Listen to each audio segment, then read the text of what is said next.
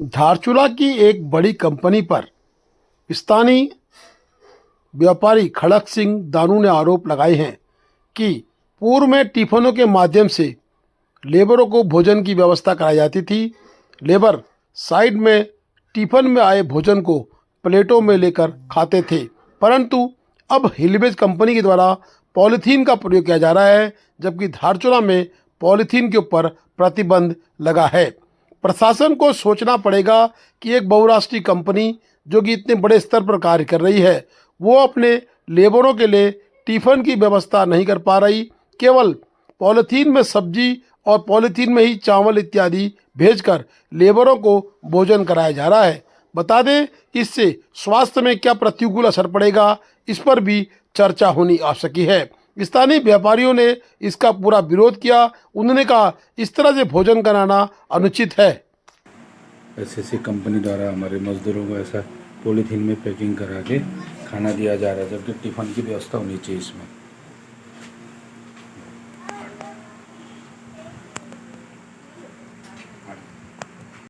सर्वप्रथम तो सर मैं ये कहना चाहता हूँ कि जो बलवा कोर्ट से तवाघाट तक जो चौड़ीकरण का कार्य किया जा रहा है, उसमें ये एससीसी कंपनी जो कार्यरत है, इस पे जो हमारे एनके साहब शुक्ला जी जो पीएम प्रोजेक्ट मैनेजर हैं, उनके द्वारा हमारे ये जो भी मजदूर हैं इनके लिए पॉलीथीनों में खाना भेज रहे हैं। जबकि पहले के पीएम साहब के टाइम पे 4 साल पहले तो टिफ़िनों में खाना आता था।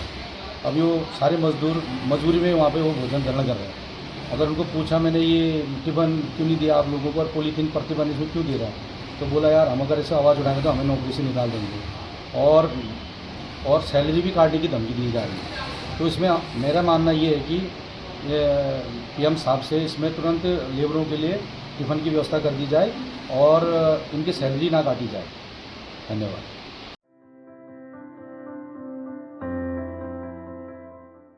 धारचूला के मांगती में अचानक चट्टान दरकी। बता दें कि धारचूला से तवाघाट तक यात्रा करना जान जोखिम में डालना है और उससे ऊपर ब्यास वैली अति जोखिम पूर्ण बन गई है। लगातार चट्टानें दरक रही हैं। बिहारों के पुराने काम का आज नुकसान जनता को झेलना पड़ रहा है। जगह जगह चट्टान दरकने से जनता के जो वाहन उस रोड से गुजर रहे हैं वो जान हथेली में लेकर अपना आवागमन कर रहे हैं। प्रशासन लगातार कह रहा है कि जब आवश्यकता हो तभी यात्रा करें, अन्यथा अपनी जान को खतरे में न डालें। परंतु बिहारों इन जगह इन स्लाइडिंग जोनों को चिन्हित करने के बाद भी आज तक सही नहीं कर पाया है। क्या बिहारों की मंशा है, समझ नहीं आती। करोड़ों रुपए का स्लाइडिंग जोन का एस्टीमेट बनता है, लेकिन हर वर्ष फिर वही स्लाइडिंग जोन फिर से पनप जाते हैं। ये बिहारों की कार्यप्रणाली है।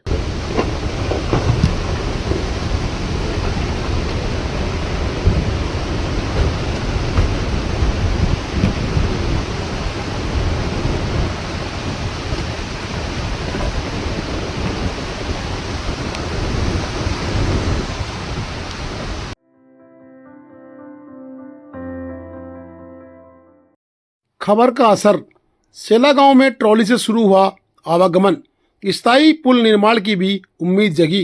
धारचूला सेला गांव में वॉश आउट होने से बह गए अस्थायी लकड़ी के पुल के बाद लोक निर्माण विभाग धारचूला ने त्वरित कार्रवाई करते हुए ग्रामीणों के लिए ट्रॉली की व्यवस्था कर दी है। विधायक हरीश धामी की बैठक के तुरंत बाद विभाग की टीम मौके पर पहुंची और ट्रॉली को पूर्ण रूप से स्थापित कर ग्रामीणों का आवागमन शुरू करा दिया। लोक निर्माण विभाग के सहायक अभियंता आशीष लुंठी ने बताया कि नदी का जलस्तर अभी अधिक होने के कारण फिलहाल अस्थायी पुल का निर्माण संभव नहीं है। इसके लिए प्रस्ताव तैयार कर जिला योजना में भेज दिया गया है। जलस्तर सामान्य होने पर अस्थायी पुल का निर्माण भी कराया जाएगा। हालांकि ट्रॉली लगने से ग्रामीणों को राहत मिल गई है, लेकिन अभी भी लोगों को जान जोखिम में डालकर इसी के माध्यम से नदी वार और पार करनी पड़ रही है। इस बीच एक महत्वपूर्ण जानकारी और मिली है कि सेला गांव में विश्व बैंक की वित्तीय सहायता से करोड़ों रुपए की लागत वाला स्थायी पुल भी स्वीकृत है। तकनीकी कारणों से निर्माण कार्य कुछ समय से रुका है, लेकिन विभाग का कहना है कि जल्द ही निर्माण कार्य दोबारा शुरू होने की उम्मीद है। वर्तमान में परियोजना संबंधित सामग्री और अन्य संसाधन भी मौके पर मौजूद है। स्थानीय लोगों का मानना है कि अगर लगातार मीडिया में प्रमुखता से खबरें प्रकाशित हुई। हर अखबार ने इस खबर को संज्ञान लिया तो आज ग्रामीणों को स्थायी पुल निर्माण की भी शुरुआत होने का इंतजार है। साथ ही ग्रामीणों के आवागमन की शुरुआत हो गई है।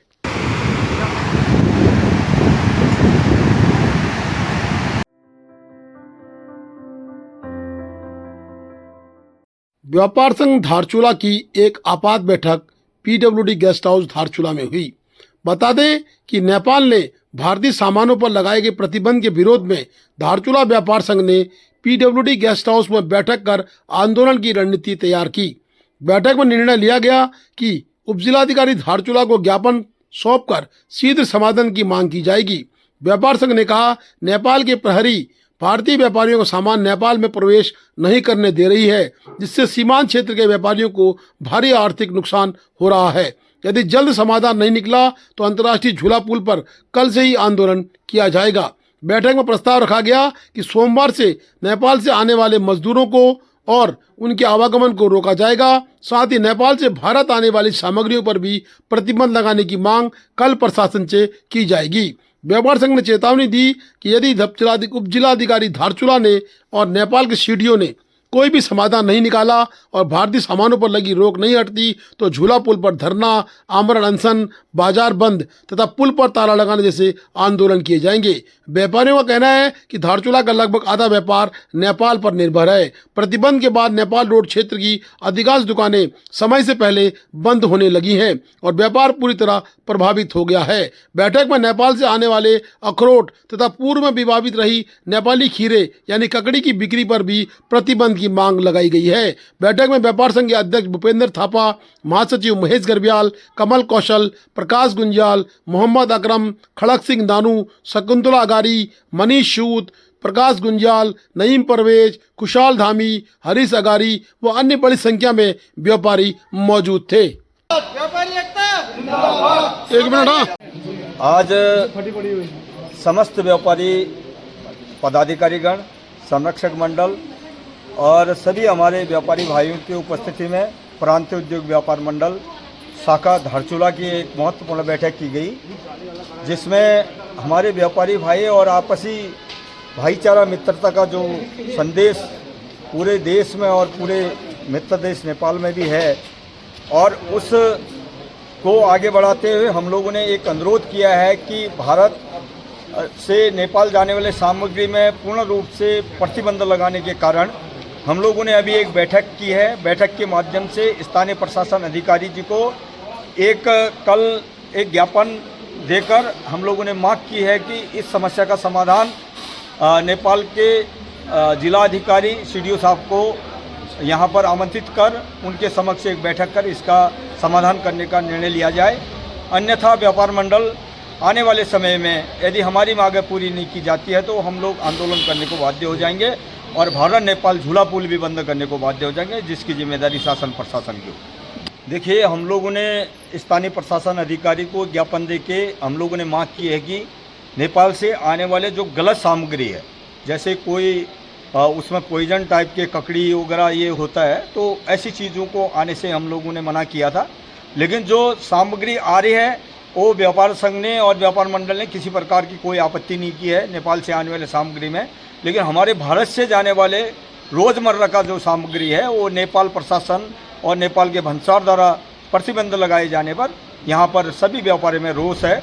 इस संदर्भ में तभी हम लोगों ने महत्वपूर्ण मीटिंग एक प्रस्ताव ये भी आया था कि अगर आवश्यकता पड़ी तो नेपाल से आने वाले मजदूरों को भी रोका जाएगा, उसमें क्या कहेंगे? नहीं, देखिए, यदि हमारी बातें नहीं सुनी जाती है और भाईचारा नहीं रहता है तो फिर ये मजदूर से लेकर सभी सामग्री से लेकर नेपाल से भी कोई सामग्री नहीं आएगा, न यहाँ से जाएगा, दोनों तरफ बंद होगा। Please do like, share and subscribe DCL News.